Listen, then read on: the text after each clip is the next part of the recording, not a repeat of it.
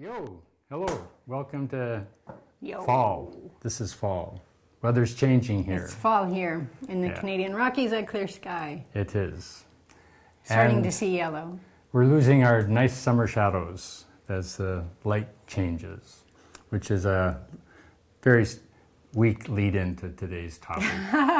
Today we're here to talk about the shadow. shadow. We've all got one. And why should you care? What does it matter? What kind of difference does it make in your life? So Well, it makes a big one, doesn't it? It does, it does. There's a couple of motifs here that I personally like in relationship to this. One is from also in our book, Wasteland to Pure Land. The wasteland is a kind of a shadow element when, who's the guy who wrote Wasteland? T.S. Eliot. When T.S. Eliot. The famous poem. Yes, T.S. Eliot talked about the prisoner, and that ties to the Plato's cave allegory of the prisoner, which is, in a sense, the prisoner is a metaphor for how we are held captive by our shadows. That's right. If we are not actively engaged with integrating our shadow, then our shadow has probably got us in its grip. Right. And that's not a fun place to be. Right. It's a much more fun place to be if we are integrating our shadow, because it's a really awesome resource. And for one thing, it releases our energy so that it's available for more interesting things like exploration and joy.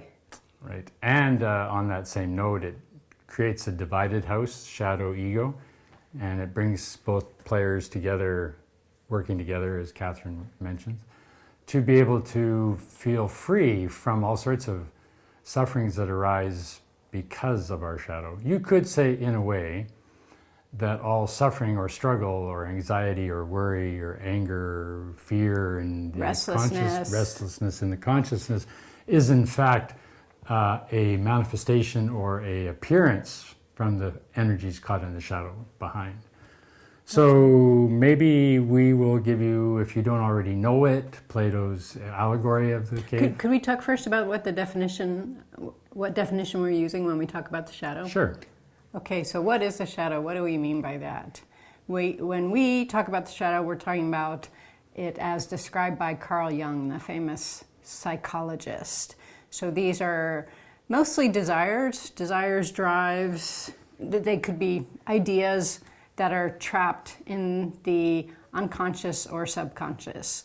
Now the thing about the shadow is they don't stay trapped. They're always trying to get out, but they pop out at really inopportune times and as kind of maybe fantasies that we find disturbing, or perhaps impolite comments, we could say. And things that if we're in an altered state, say if we're drunk, we may behave in a way that's totally unlike us. And this is the shadow trying to get out. Because basically the shadow, like the rest of us, like any organism, like plants, is seeking light. It's kind of the same with Freudian slips, which is Catherine alluded to. A Freudian slip is revealing shadow elements. So in Wasteland, T.S. Eliot talks about being locked in a prison, but having the key in your hand. Mm-hmm. And that all you have to do is turn that key and walk out the door and you're out of the prison. But the nature of the ego, although it might know it has the key in the hand, because of its addiction to its cell, its prison, it doesn't use it. And so in a sense, the shadow is your key. It's at least the access to your key. And your conscious mind is the decision maker that says, I am going to put this key in this lock and turn it. And your ego says, I don't know what's behind that door. I don't think I want to know why open that can of worms. I think I'll just go back to the view I have out here. Kind of the devils you know is better than the angels that you don't. There's a good one. Devils you know are better than the angels you don't. And we are arguing against that. We're saying that Just a the little. angels are better. So put the key in the door and liberate yourself.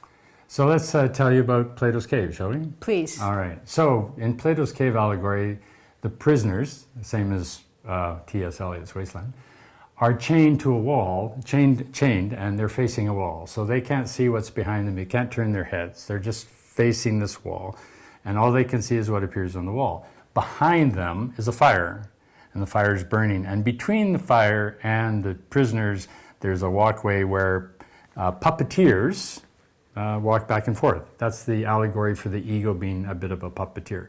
So the prisoner just gets to see the shadow on the wall, they don't get to see the actual puppeteer. Now, the important point here from our perspective is not that the puppeteer is good or bad, but that you're only seeing its reflection. So from The that shadows point on of the view, wall. the shadows on the wall. So from that point of view, from the point of view of the transcendental, the shadows on the wall are what our ego sees. It's what we take to be real in our daily lives. And behind us, in the unseen puppeteer, is a deeper reality, the actual event. But in essence, they are the same thing. We just need to be able to turn or undo the chain to see that. And when these come together, then you have the energy for awakening. Reminds me too of the Wizard of Oz when there's the Wizard of Oz on the wall, and then there's the guy That's right. in the little curtain behind the curtain doing all the controls. Yeah, so we want to open the curtain. So let's talk some more about what happens after we open the curtain, after we see the puppeteer, after we step through the door of our prison. If we can, just before we go there, we just want to remind you that Monday night, 7:30 Mountain, we are doing a online course stream on the shadow, and if you've registered for that, please check us out Monday night, 7:30 Mountain. And we have our book, Wasteland to Pure Land, is a lot about the shadow. This is one of the specialties of our teachings. We like to go boldly and fearlessly where none have gone before, and that's the realm of the shadow. So our book, Wasteland to Pure Land, has a lot more on this. Right. And just one more thing. The four fears, the four deep fears are the final defense. They're the key, in a sense, they're the final defense against opening that door or undoing those chains. And just to remind you, the four big fears are? Fear of abandonment. Fear of? Annihilation. Fear of? Insanity. And fear of? Being evil. Often showing up as fear of being a bad person. Right. And people thinking we're a bad person. These are fears we all have. Yes, they're human. And the fear of being evil, it doesn't mean... Evil is live spelled backwards, so it's basically kind of energies that are blocked. So evil is a social, cultural category or measure, and it not necessarily evil in and of itself. So you were going to say what That's happens? Right. When we step through the door. Yes, it's a good idea. Well, to our freedom. So imagine if you think of all of our fears of abandonment, our fears of annihilation, our fears of whatever your particular fears happen to be, people thinking poorly of us. If you think of all of the energy that is wrapped up in those fears and wrapped up in keeping those fears at bay, preventing those things from coming true, all of that is energy that is suboptimally used. It's a kind of, there's no winning that game. We can't expend enough energy to keep those fears away or to keep those things from happening. It's a kind of like a natural force like gravity. So that energy is much better spent on addressing those fears and transcending those fears. And that's the work of the spiritual path. Also, we are all familiar with this. It's basically the central theme in the hero's journey. Right. And there are tons of metaphors for this. I have a number I like. One is the cloudless sky, where the clouds are all our hopes and fears and our worries and our anxieties. And always the sky is behind that. And even within it, even within those things, the sky is still there. That's what we named our retreat center, Clear Sky, after. There's the metaphor of the dirty pipes, clogged pipes that all you need to do to get a better flow in your pipes is to ream out those pipes, and that's what the practice is about. That's also the key, cleaning out those pipes. And that's the chakras and the Kundalini energy. Right. There are lots more. Never thought of ourselves as pipe cleaners before. We're janitors, sanitary engineers, and sane. We're sane, airy engineers. Anyway, never mind. So. Since Catherine mentioned the chakras, and we're going to talk about this more on Monday night, or next week, or the week after, I should say. These three chakras are the root chakra at the perineum, at the bottom of your body, the sexual center at the hara, where the reproductive organs are, and then the transformation center around the solar plexus.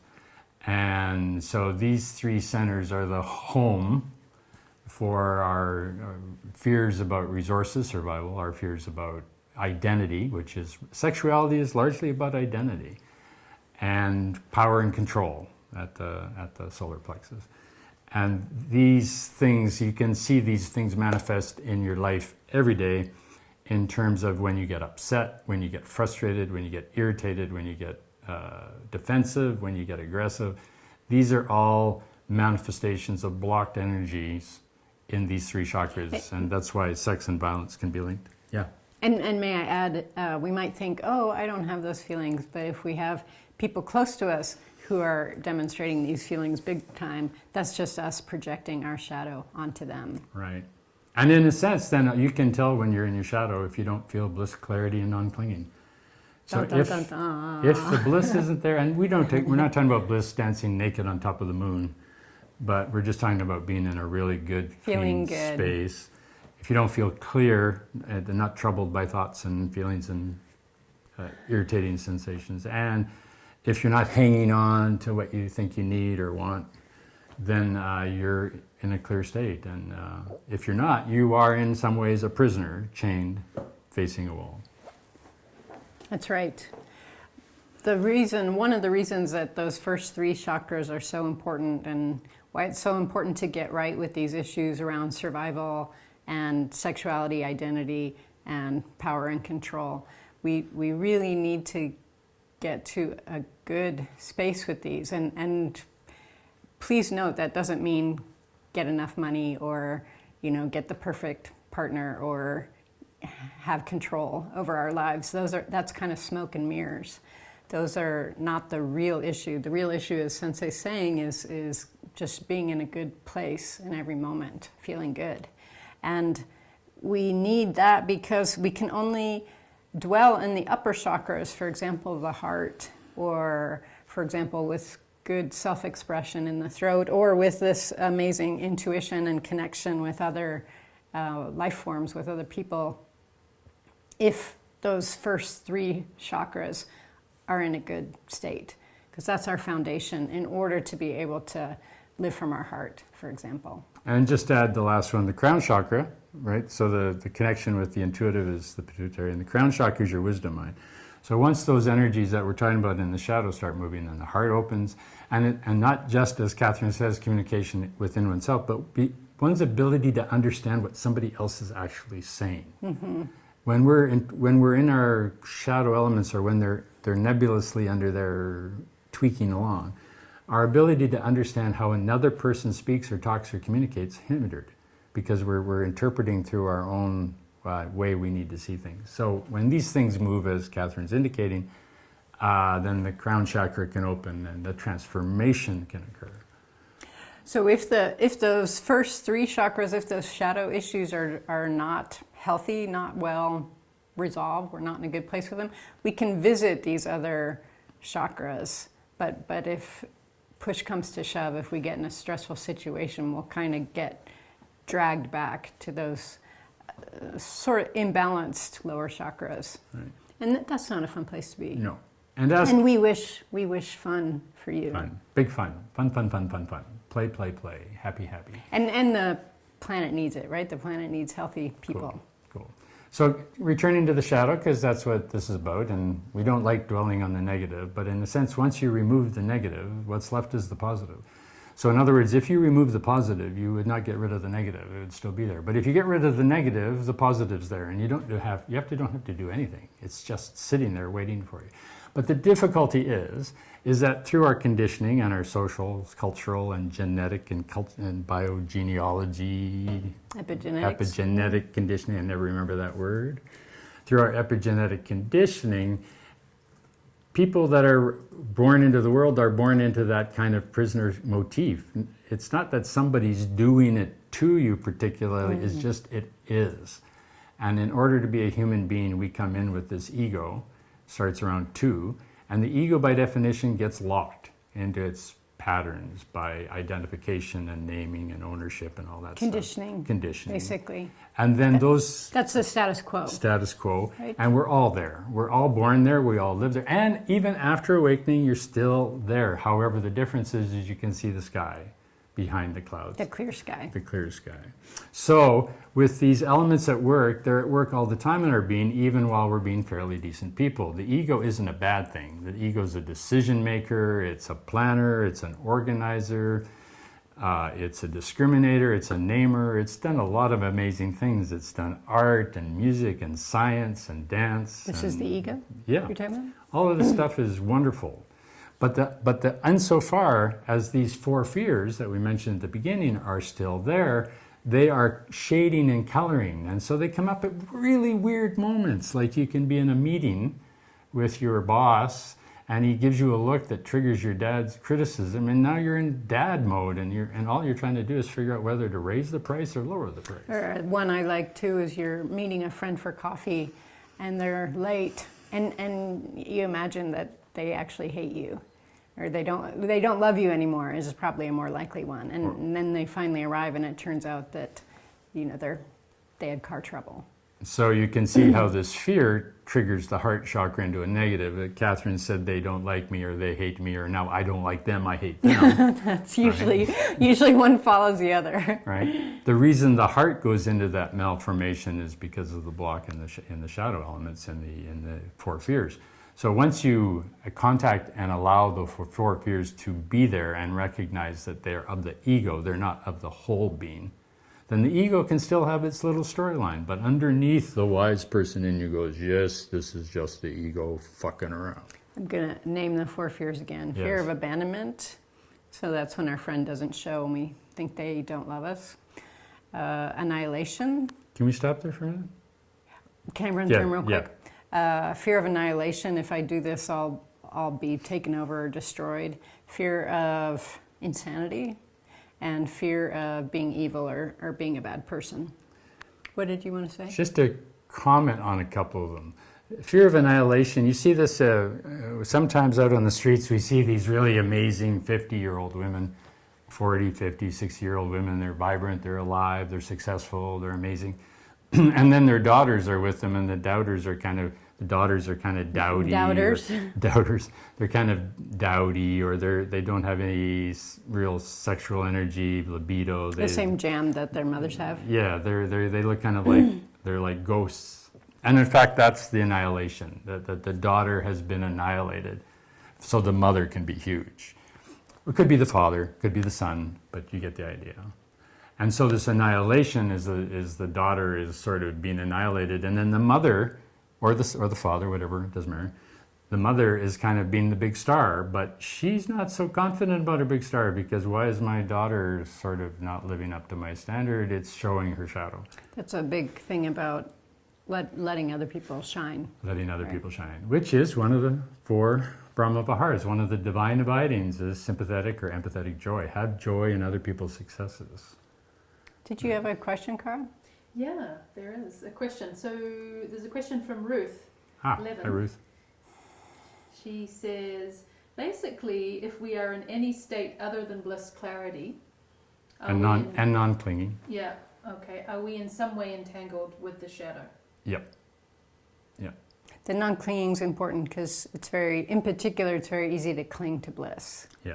And as soon as we're clinging to bliss, we're not in bliss anymore. And one of the ways you can tell with this is, for instance, if your bliss is sensual based, like touch or smell or taste, For example, right? Then if that gets interrupted, or if it gets taken away, and you still don't stay in a state of bliss, clarity, non-clinging, then you know that the shadow is really at operating behind that bliss. So you've kind of got an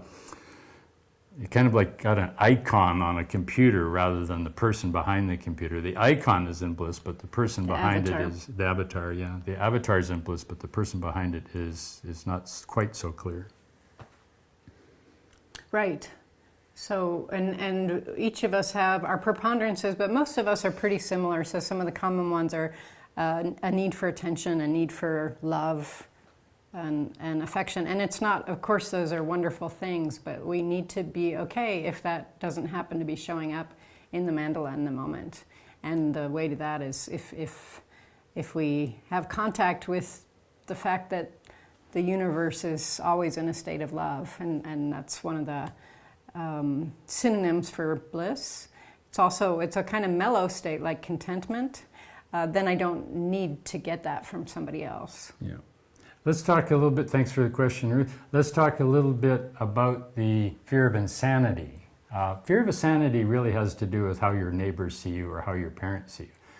If you're insane, you don't really care particularly because you don't know, maybe. But the reason we fear insanity is because we fear our parents are going to see us insane and see us as failures. So the fear of insanity is really connected to the fear of being a failure. And while we do that, the fear of being evil is similar. The fear of being evil is because a desire that is intrinsic in a human being is being controlled by the social cultural milieu. And if you have that desire, then you're inherently evil. Homosexuality, as an example, was illegal in Canada in the past to 1967. So if you're homosexual, you were evil. Trudeau changed that law in 1967, but it's taken a lot longer to get through it. And so you can see these, and you go, oh, well, okay, well, what about killing somebody? That's inherently... Well, the point is that if you are in a state of bliss, clarity, non-clinging, you have no motivation to kill anybody. It's when we get interrupted from bliss, clarity, non-clinging that we get threatened, that we might kill somebody. So these are why the ego's afraid of these things, and that's why bliss, clarity, afraid of these urges? Yes, and why bliss, clarity, non-clinging is, in essence, the only, and on this we're categorical, the only solution.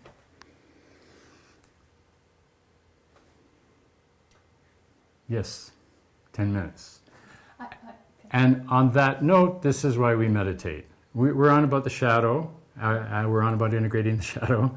We're on about karma yoga, working with others to learn how to meet these aspects of the shadow and to work in a good, clean space.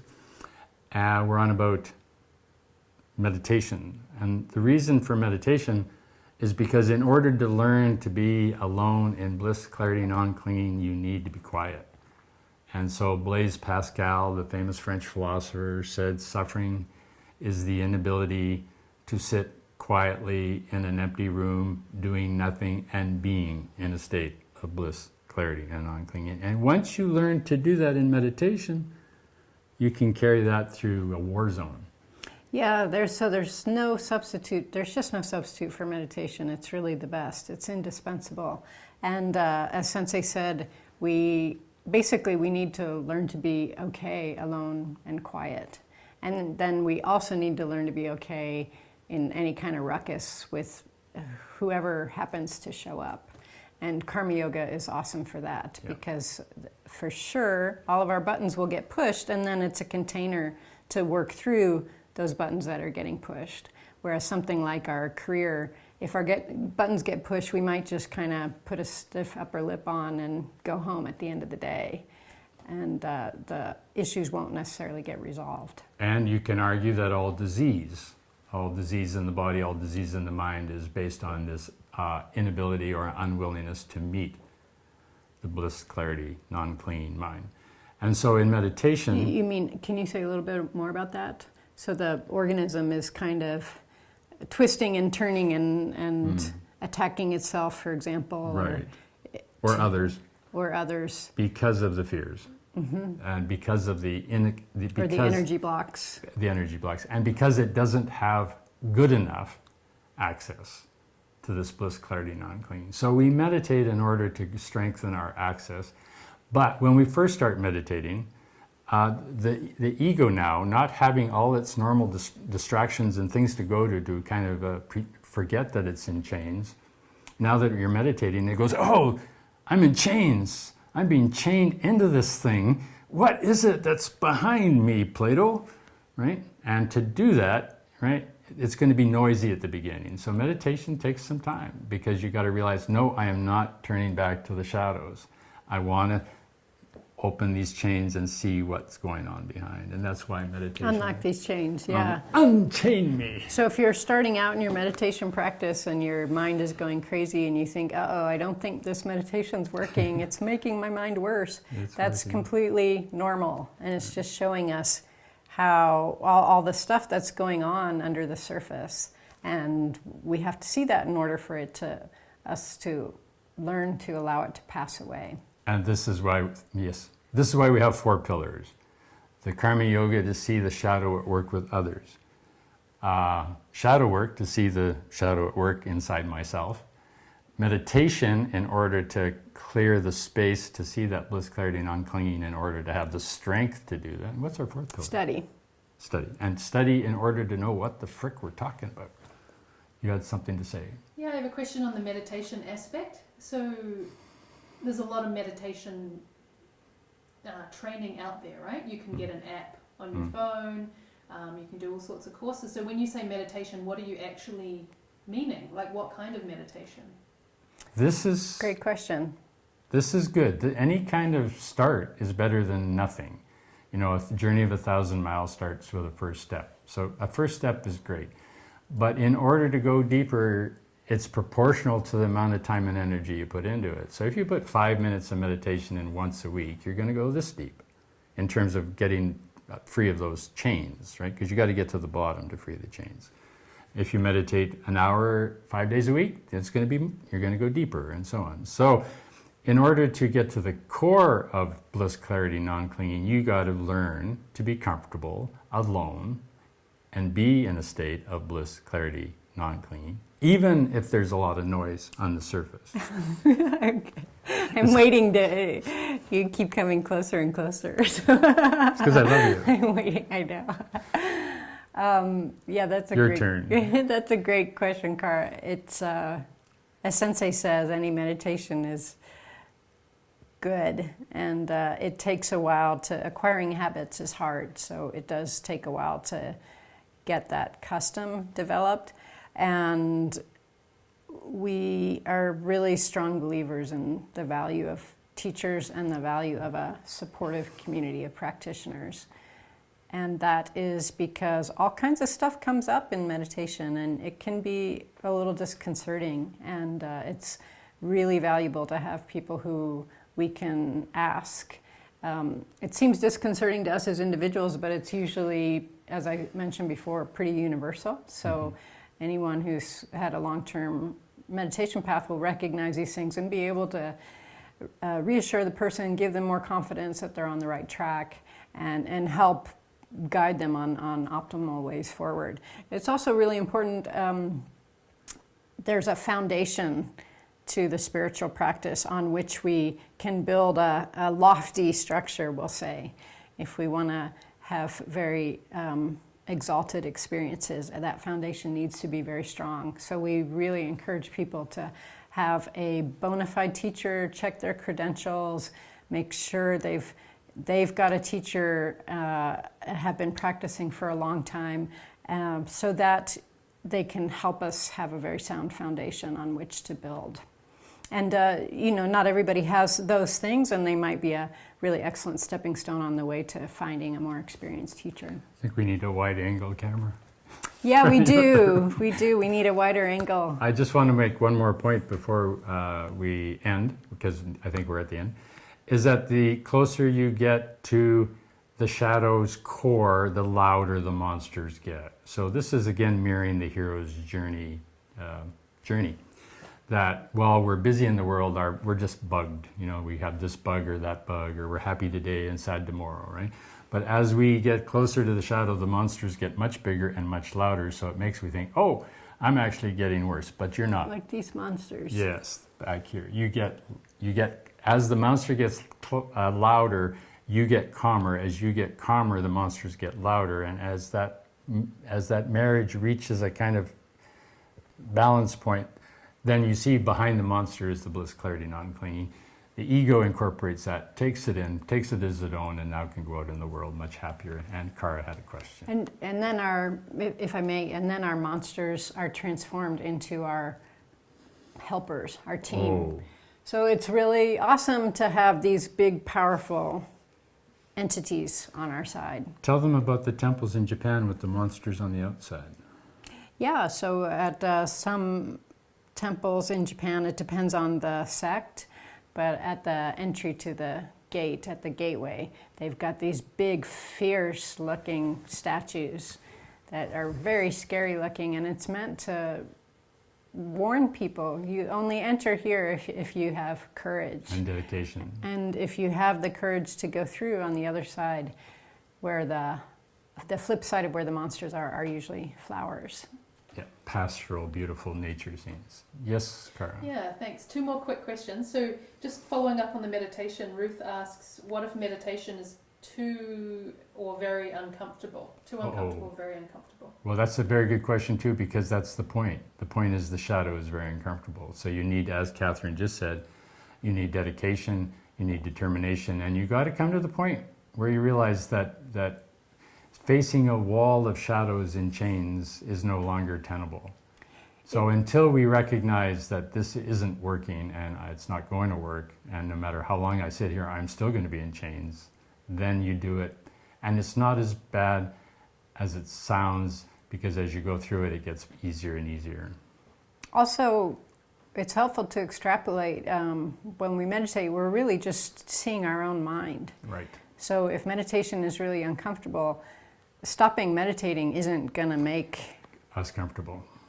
the discomfort go away. right. It's going to make it seem to go away for a little bit, but as we get older, that discomfort just grows. And as we said earlier, it's going to perk up through your work, it's going to perk up through the career, it's going to perk up through relationships, it's going to perk up of how you feel when you're alone. It's right. So there's only one way through. Like in a hurricane, ships don't run from the storm.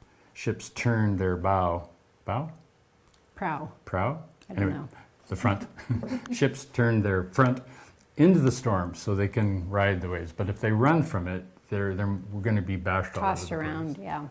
The second question? Yeah, there's one from Richard Sadowski. Hey, Richard. Hey, He Richard. says, I feel like I often want to avoid conflict, and it seems that it is related to being a good boy. Is that related to the fear of being evil, or even a thorn in someone's side? Yep. I mean, in some ways, the 4 fears are all present all the time. So that could easily be the fear of being evil, but it could also be the fear of being abandoned. That if I Right. don't behave a certain way, I'm going to be abandoned, and so on. It could be all 4. And usually, if there's a stepping away from conflict, we really need to, this is where the kind of rational mind comes in handy. Just watch and observe. Does that actually work as a strategy? And I suspect it does not. So we are really just using what works and ceasing to use that which doesn't work. And I'd like to take this opportunity to say a lot of it's in our language, so I would really encourage reframing. Reframe conflict to learning opportunity. Reframe conflict as attempt to understand. You're trying to, it's like dancing. I'm going to learn how to do the tango. And when I first do it, I step on her toes and she trips me with their ankle and we're all over the place. This isn't conflict, this is just we don't know how to do it yet. So most conflict is about not learning how to be honest and real from the point of view of bliss, clarity, non-clinging with each other, because the shadows are in debate rather than the bliss, clarity, non-clinging. Or our favorite metaphor, conflict is just friction, right? Right? And no friction, no orgasm. Yes, you could consider the batteries of a car, right? The anode and the diode, they're, I forget, zinc and cobalt or zinc and copper. Without that conflict, there's no charge. The car So doesn't conflict run. is just orgasm waiting to happen. Waiting, just waiting, just waiting. You can call conflict foreplay if you reframe it into nice or fun. It's just over the 30 minutes. We do have a couple more quick questions. Yeah. Oh, Would you like okay. to take them? Yeah. Sure. Okay. So from Zoe, Hey, Hey, Zoe. Zoe. it's right on what you were talking about. She said, last week I finally named and accepted the feeling of competitiveness that I felt around a colleague. Yeah, good job. Great. Finally. I'd seen it, but kept getting caught in it rather than being able to shift it. Recently I did name it and it feels much lighter. I'm wondering what fear that comes down to. It feels like it could have been abandonment, that I'll be replaced as someone is better than me, or annihilation, I'm not the best, good enough, but both sound like failure, and you linked insanity is, and you said insanity is linked to the fear of failure. So I think I'm going to take a different take on this one. Zoe and Catherine will do as she likes with it. But I want to take away that competitiveness is bad. What did she say? I dealt with it or something? Got caught in it. I think of the original Sorry. Olympics. So what I'm saying is competitiveness is not bad. Competitiveness is a learning opportunity. It's a chance to increase your skills. So use her, is it her? Use her as a way to go, oh, I could learn this from her, I could learn that from her, or she can help me with this, or I can help her with that. And that's what the original Olympics were, is just being with other people who are really good at what they do and using that to inspire us to raise our game. Exactly. And admiring them for, wow, they're really good at what they do. That's great. Yeah. And to answer your question, like we said to Richard, it could be all four. They're all four are present all the time. Yeah, it's not a multiple choice where there's only one answer. It's like on a circle. There's no one. Well done. Yeah, good job, Zoe. And the other one? Yeah, there's a question from Todd. Hey, Hi, Todd. He says, I can still resist manifesting aggression in daily life.